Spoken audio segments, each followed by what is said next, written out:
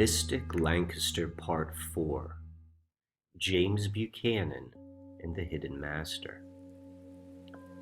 This is the fourth episode in the Mystic Lancaster series, and in the first three parts we saw the influence of Rosicrucianism in general within Lancaster, and we also saw a connection to Francis Bacon. Francis Bacon was covered in greater detail in part 1 of The Secret of the Susquehanna. And what we can conclude is that somehow there's a connection between Francis Bacon, the head of the Rosicrucian order in the late 1500s and early 1600s in Lancaster. So now we're going to go one step deeper, and this is an interesting topic because it points to some pretty far out there ideas, but we're just going to follow the data. So let's see where this takes us. So Francis Bacon, here we see him. He was the Viscount St. Alban was his title, and we can see this picture of him. And there are a lot of things about Francis Bacon that we've covered in the past, and a lot of things have been credited to him. Everything from being the true author behind the works of Shakespeare to the final editor of the King James Bible. He was the chief executive officer, though they didn't use that title, of the Virginia Company of London, which was behind Jamestown. He was a major force in the colonization of the New World. He was the father of the scientific method, and the list goes on and on. And whether it's because of that or for other reasons, the idea that Francis Bacon became or was or is an ascended master is a belief which is held by people. And it has been said that he faked his death and never actually died, and many other people, including Saint Germain, or actually Francis Bacon, or the being that we call Francis Bacon, went by many different names.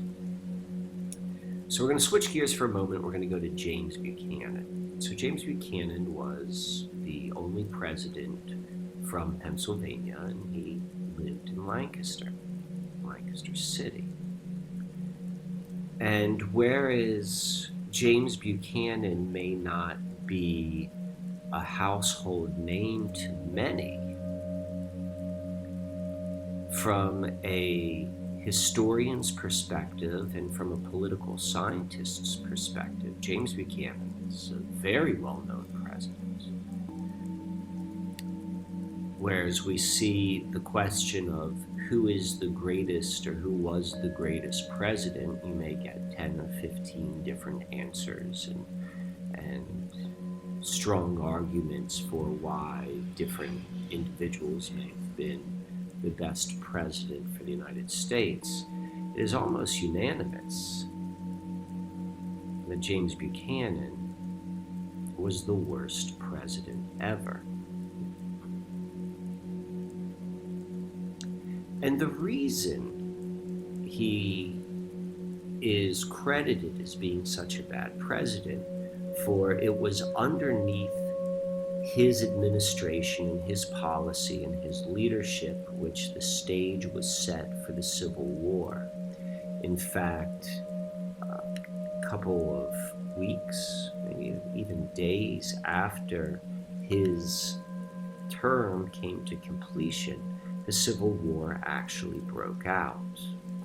Interestingly enough, for those that have seen the baseball video, Abner Doubleday, who is the former president of the U.S. Theosophical Society and the mythological inventor of baseball, is often credited as the individual who fired the first shot in the Civil War. But we don't want to digress. So James Buchanan, as the worst president,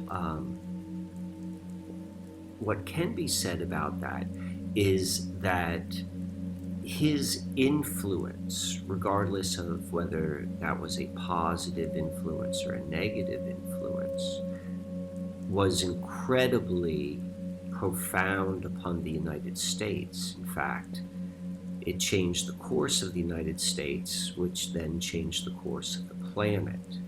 So, looking at it from this perspective, James Buchanan was arguably the most influential president, or one of them at least. And James Buchanan, we're going to look at four things. We're going to look at four different aspects which point to some very, very strange correlations with Rosicrucianism and specifically Francis Bacon. So let's just jump right in. The first thing we want to talk about is James Buchanan's house, which is located in Lancaster, just right outside of the city. And his home was called Wheatland. This was covered a little bit in Mystic Lancaster Part 3, for his house is across the street from the Roslin Mansion. His home predates the Roslin Mansion. And the reason why Wheatland is interesting as a name is because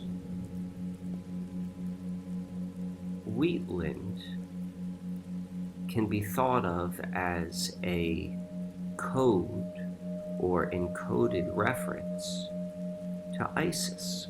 In Sir James Fraser's The Golden Bough, in this book we can see here, it's by Time magazine, so take that any way you want, but Time magazine is quoted as saying it's one of the 20th century's most influential books, and this book describes our ancestors' primitive methods of worship, sex practices, strange rituals, and festivals. And in this book, you can see right here on the chapter on Isis, it says that she is known as Queen of the Wheat Field. And the reason why this connection with Isis is significant is because Isis was known as the Rose of the World. She was rather significant within Rosicrucian teachings and symbology. Keep in mind that the home of Buchanan, Wheatfield, is located directly across the street from Roslin Mansion, which also has Rose and Isis type of references.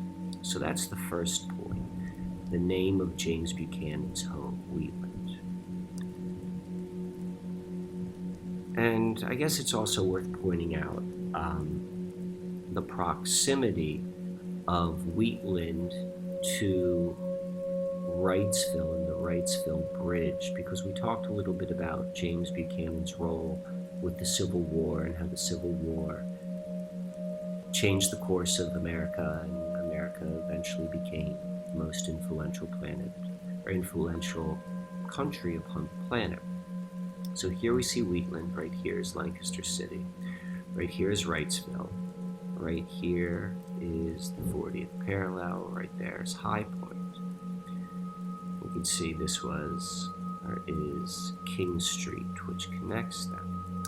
And Wrightsville is significant because there was a 15-minute skirmish at the Wrightsville Bridge, which had a lasting impact on the Battle of Gettysburg and by an extension of the entire Civil War. You can see right here this proximity. And so basically what happened was the South, who was winning the war at the time, they came up here from Maryland into Pennsylvania, and they were planning on crossing over the Wrightsville Bridge to go into Philadelphia, or at least go east. And this bridge, which was located right here, which at the time was the longest covered bridge on the planet, the citizens of Wrightsville burned it. And because they burned it, the Southern Army returned to Gettysburg, and they gathered there. Then the Battle of Gettysburg occurred, and it was at the Battle of Gettysburg which the tide of the war changed to the North's favor, and the North eventually went and won. Also interesting, the hero for the North of Gettysburg was also Abner Doubleday. So now let's go on to our second point. The second point is James Buchanan's birthplace, and it is located in Pennsylvania, southwest of Lancaster. And there is a memorial for James Buchanan, and it was created and paid for by Harriet Lane, who was the niece of James Buchanan, as James Buchanan was also the only bachelor president and had his niece as his first lady. And so we're interested in the monument because it is a stone pyramid. And it's an interesting juxtaposition, if you will. If you want to go by the standard use for the pyramids of Egypt, and I'm not suggesting that's the only purpose or even the accurate purpose, but it's often said that the pyramids are the death tombs of the pharaohs. So this idea of having a death tomb located on a birthplace is rather interesting, particularly if one thinks about the correlation between life cycles and end of age cycles that we're seeing within the series.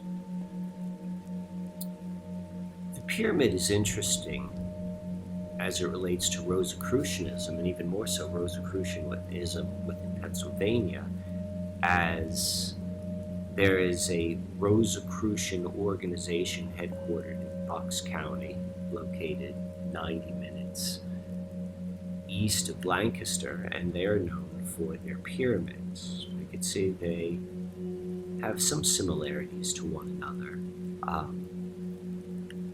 The angles of the sides are slightly different, but nonetheless, we have an Egyptian/Rosicrucian symbol of the birthplace of Buchanan. We also see a similar correlation with James Buchanan and Egyptian and Rosicrucian symbology with his home Wheatland, as Isis, the Egyptian goddess, was queen of the wheat field. So now let's go another step deeper. So Buchanan's niece, Harriet Lane, she also donated other money, and she gave money to start a private school in Washington, D.C. And the name of that school is St. Albans. And if you recall from the very beginning of this presentation, that Francis Bacon was the Viscount St. Albans.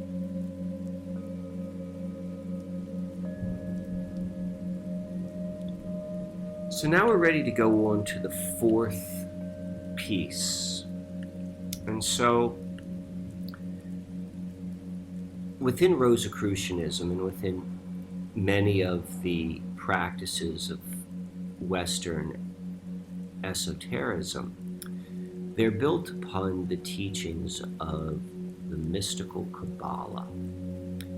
And the Kabbalah was supposedly delivered by Moses the second time he came down from the mountain after delivering the Ten Commandments, and the Talmud was written in Hebrew. And Hebrew was or is a language which does not have vowels, or at least the original Hebrew did not include vowels in its alphabet. There were only consonants, and there were symbols or accents added to the consonants to add the vowel. So if we want to go and look at these names and reduce them down to their consonants, which was the practice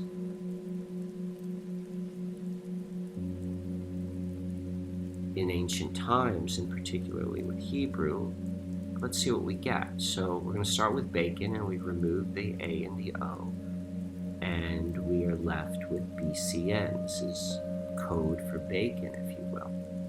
And so now let's go do the same thing to Buchanan.